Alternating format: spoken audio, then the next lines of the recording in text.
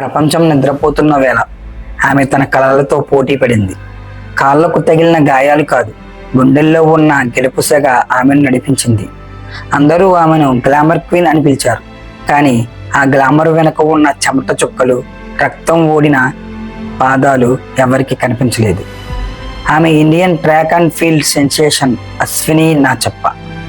కర్ణాటకలోని కొడగు కొండల్లో పుట్టిన ఒక సామాన్య అమ్మాయి ప్రపంచ వేదికపై మెరుస్తుందని ఎవరూ ఊహించలేదు. కానీ అశ్విని నడక నేర్చుకున్నప్పుడే పరుగును కూడా ప్రేమించింది. ఆర్థిక ఇబ్బందులు ఉన్న, సౌకర్యాలు లేకపోయినా తన లక్ష్యం వైపు దూసుకుపోయింది. అది 1990వ దశకం. భారతదేశం మొత్తం పరుగుల రాణి పిటి ఉష నామస్మరణ చేస్తుంది. ఉషను ఓడించడం అసాధ్యం అనుకుంటున్న రోజుల్లో ఒక తుఫానులా దూసుకొచ్చింది అశ్విని. ఒకటి కాదు, 2 సార్లు దిగ్గజ అథ్లెట్ ఉషను వెనక్కి నెట్టి ఫినిషింగ్ లైన్ టచ్ చేసింది. ఆ రోజు దేశం మొత్తం ఒక్కసారిగా స్తంభించిపోయింది. ఎవరి అశ్విని అని ప్రపంచం ఆశ్చర్యపోయింది.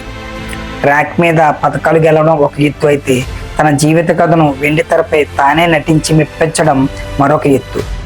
అశ్విని సినిమాలో ఆమె నటిస్తున్నప్పుడు అది కేవలం నటన కాదు, ఆమె పడిన ప్రతి కష్టం, ప్రతి కన్నీటి చుక్క ఆ పాత్రలో కనిపించాయి.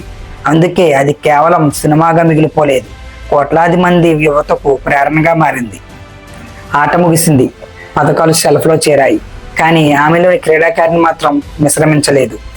ఇవాళ అశ్విని నాచప్ప గారు తన అశ్విని స్పోర్ట్స్ ఫౌండేషన్ ద్వారా మారుమూల గ్రామంలో ఉన్న ప్రతిభను వెలికి తీస్తున్నారు. నేను గెలిచాను, ఇప్పుడు నా దేశం గెలవాలి అనే సంకల్పంతో వందలాది మంది ఛాంపియన్లను తయారు చేస్తున్నారు. జీవితంలో అడ్డంకులు రావచ్చు, ఓటములు పలకరించవచ్చు, కానీ అశ్విని నాచప్ప గారిని చూస్తే మనకు ఒకటే అర్థమవుతుంది: నీ వేగాన్ని ఆపే శక్తి ఈ ప్రపంచంలో దేనికి లేదు. నీ సంకల్పం బలంగా ఉంటే పరుగు ఆపకండి, గమ్యం చేరే వరకు విశ్రమించకండి. జై హింద్.